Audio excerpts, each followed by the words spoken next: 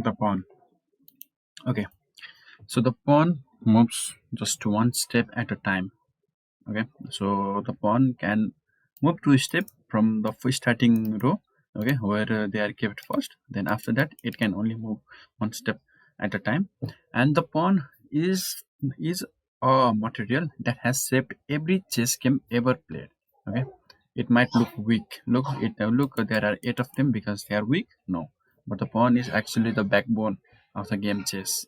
Okay, pawn is the builder. Okay, it just builds the game. It just build the momentum. Okay, it is the protector. Look, the every piece, the main eight pieces are firstly protected by the pawn.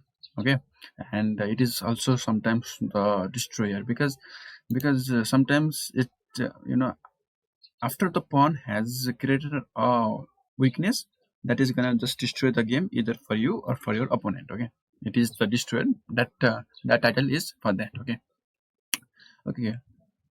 You might wonder where does the pawn word come from. Okay, it is the word that comes from the Latin word pendon. Okay, meaning foot shoulder, and that's what exactly it is.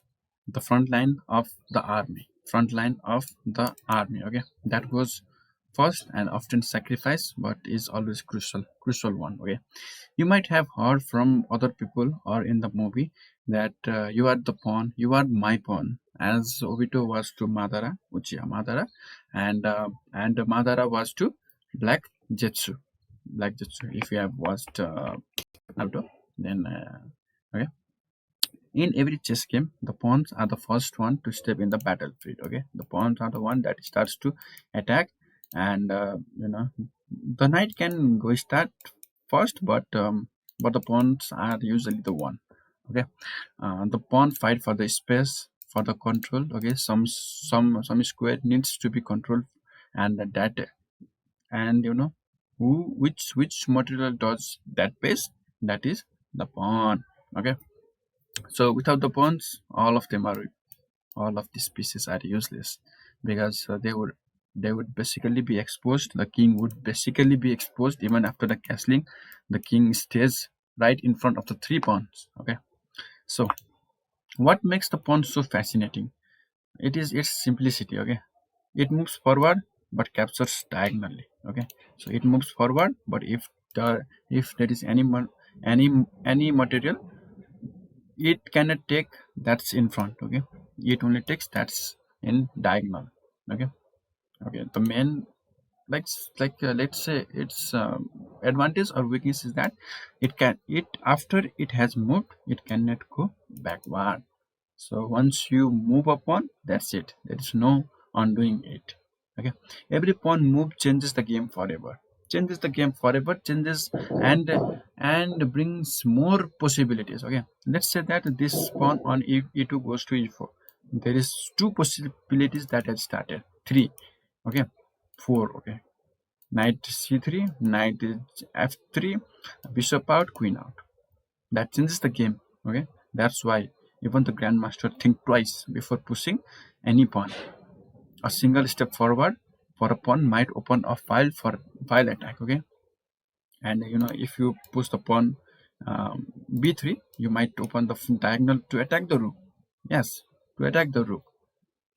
And after pushing the pawn, there is no way this c3 is captured, or anything there can be kept for the bishop to defend it. Okay, so it also leaves a permanent weakness that can be exploited for the rest of the game. Every pawn move is a small decision with huge consequences. I have already explained to you. Okay, pawns are also almost like a life, like life. Once you take a step forward, you can't go back. You can't go back simply. Okay, like you can only deal with what comes next, and that's the beauty, I guess, if you can handle it well, if you see it from the positive aspect. Okay, so if the small pawn survives and reaches the other end, you know what happens. That's the promotion, that's the win, that's the another queen, another rook, another knight, the pawn from the pawn. Okay, no other piece can do what the pawns can do. Okay, that's why the pawns, pawns reminds us that anyone can rise from the greatness with patience and courage. You know, how much time do you think it will need just to talk about the pawn? Hmm. Okay, now let's talk about something different. Okay, the pawn structure. The pawn structure is the backbone of every position. Okay, every position you see, the pawn structure is the backbone. If you ever want to chess understand deeply, don't look at the pieces. Don't look about other pieces. Okay, don't look about rook. Don't learn how to move knight, bishop. No, you don't need it. You don't need it. You just need the pawn structure. Okay, the structure of pawn determines whether the battle will happen, where the battle will happen, where the attacks are possible. Okay, if the pawns move, and let's say both e4, e5, d4. So this this shows that the battle is gonna be on the center of the board from e4, e5, d4, and d5. Okay, and and the pawn structure also determines where the actual weakness exists. Okay, for example, okay, for example, double pawn looks ugly. Okay, like whenever there is a trade, the pawns can go and stay on the same file, and if there are two pawns on the same column, then that is called double pawns. Okay, and it might be like, okay, the double pawns are not good, but if the double pawns happen on g file, let's say something like the knight stays here and the bishop takes it, the trade happens, the pawn takes and the rook is open. So double pawns here might bring some positive thing. Okay, and I'm not saying double pawns are actually good and it should be there all the time, but I'm saying it might work in your favor sometimes. Okay, but backward pawns, there are many types of pawn. Okay, pawn structure. Backward pawns means, let's say all the pawns are pushed and there are only the pawns that remains and that are most likely to be captured. Okay, backward pawns are slow to move and often the target. Okay, they are the target most of the time, but they can hold the key squares. Okay, backward pawns, let's say s3, you stay on s3, yeah, you are stopping the bishop come to g4. Okay, and then after that you have we have pawn chain. Okay, let's say that something like this is called pawn chain. Okay, this actually makes the game go in a way like it is also the build up. Okay, pawn structure is also the build up. Okay, and every opening, every middle game, every plan, it all begins with these small shoulders or pawn. Okay, or let's say pawn. You can tell what kind of player someone is just by seeing how they handle the pawns. Let's say they just lose all the pawns. They have solid capture of the center, but not with the pawn, and they don't have enough pawns from the starting of, after a game is started, and the opponent or any player does not have enough pawn. They are just losing one pawn, two pawn. Then you can determine how good he is on that play. Okay, aggressive players loves to push the pawns. Aggressive player, they just loves the pawn storm. Mm. Fighting for the space and attacking fast. Strategic players keep pawns tight, solid, and hard to break. Okay, and you will face some of the pawn structure that are hard to break. Either way, the pawns or the pawn structure will determine what is your style, what is your mindset, and how much you have patience as well. Okay, but among all pawns, there is one kind every player dreams of creating. Can you can you guess what pawn I'm talking about? Can you guess? Can you guess? I'm talking about the passed pawn.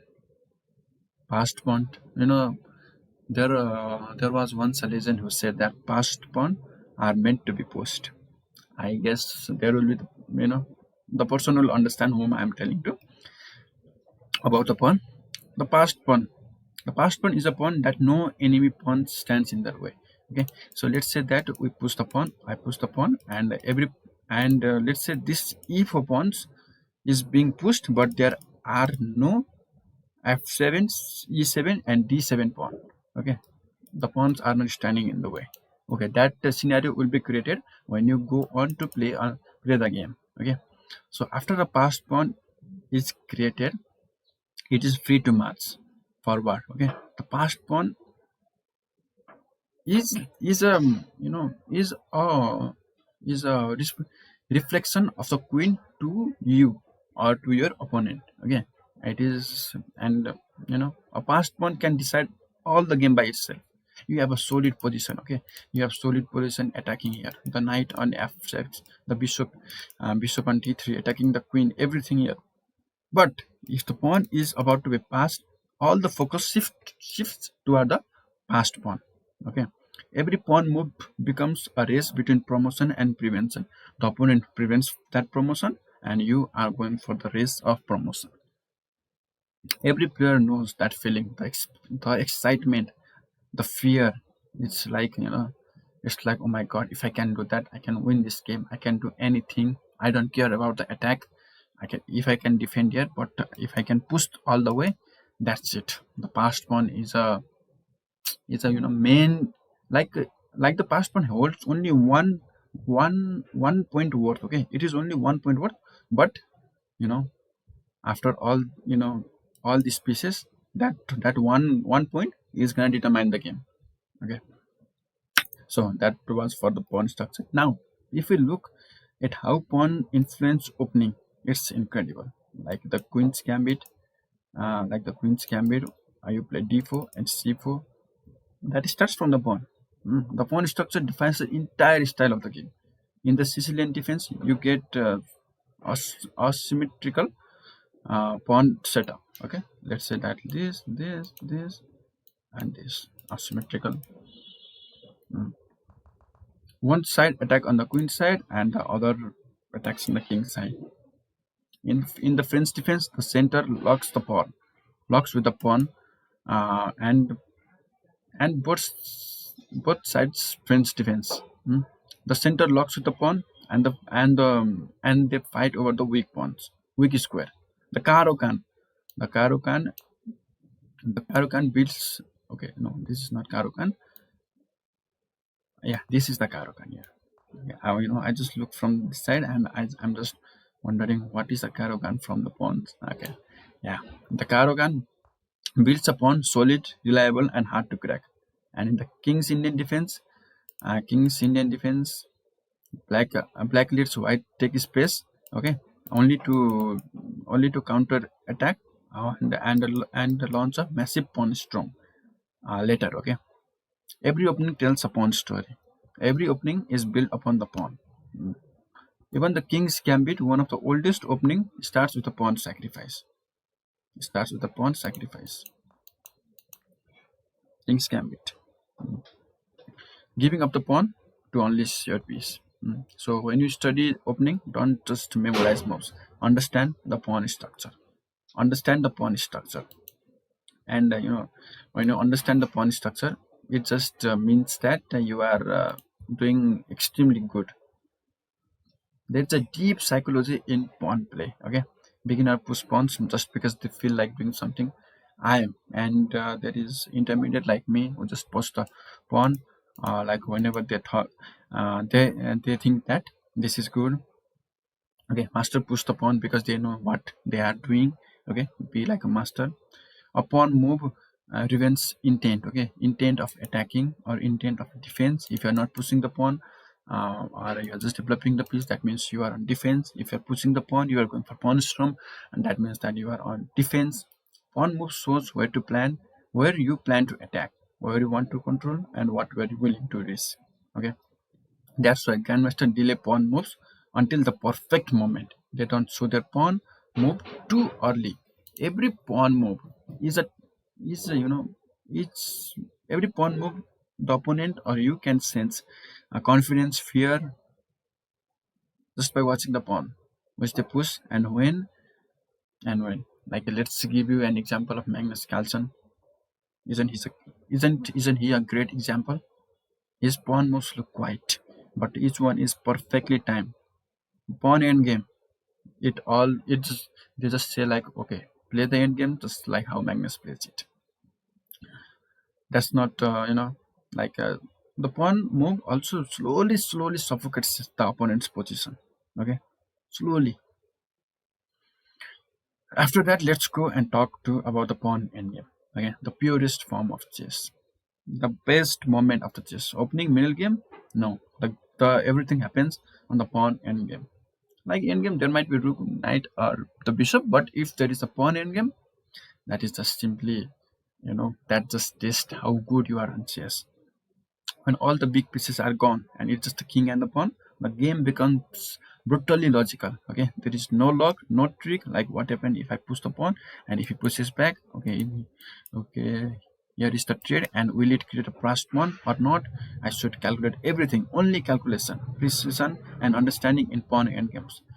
Concept like opposition, okay, and triangularization, like this triangularization. I think that's what it is called.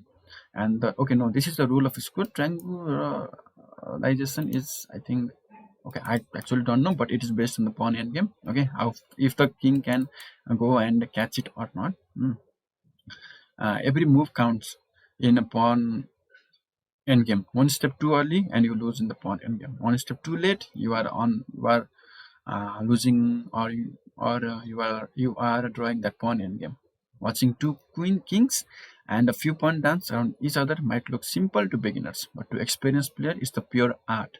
The moment, the moment where everything you learned about pawns pays off. Okay, learn about the pawn. That's where the game hides its true potential. Okay, when your pawn promotes at the right time, it feels like watching your soldier return from the battle as a loyalty. Royalty, not loyalty, okay? Royalty, like a king, not to the pawn.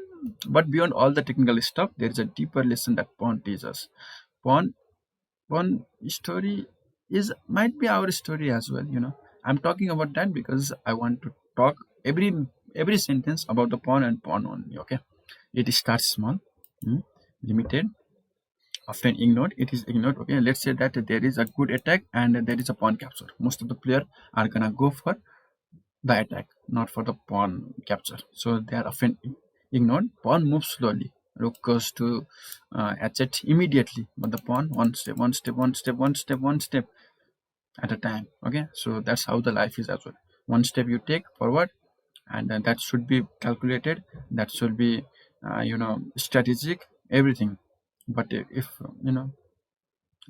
um, but if you keep on going, one day it reaches the end and transforms.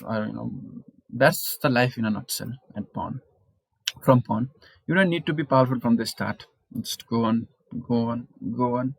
Even when the path seemed hard, if you even if there is a bishop, knight, rook attacking all, the pawn will be able to pass from the support, but small by small. You don't win a game in one move. You win it slowly by slowly, improving your position, square by square, like pawns. So the next time you play chess, I think it's gonna change your view of seeing the pawns. Okay, and you should take a moment to look at the pawns. In the blitz bullet, the pawns are nothing; it is ignored. But in rapid, in classical, the real chess, the pawns are the heart, backbone, everything, everything. So don't just see the pawns as a weak pieces. See them as the foundation of your game. They are gonna build it. Okay, protect them. Every pawns count. Every point count. Every material count. Okay, every other counts, but every pawn. Okay, from this eight of them, every one counts. Mm. And every pawn is a potential queen. So if you save every eight of them, that's the eight queen. But I know it's not possible. But at least two of them, if you are able to save and promote, it's two queen. Mm. And the pawn make may be weak, okay, but it is the everything that you do on the board. Okay, without it you cannot do anything. Just Just think that if you castle to the king side and this chief pawn was not there, the queen, the rook, the knight, the bishop, they are just gonna jump into the king and yeah, checkmate it. So it's the spirit of growth. Pawn is the proof that even the smallest piece on the board can become the mightiest. Even the small pawn can cast a big shadow.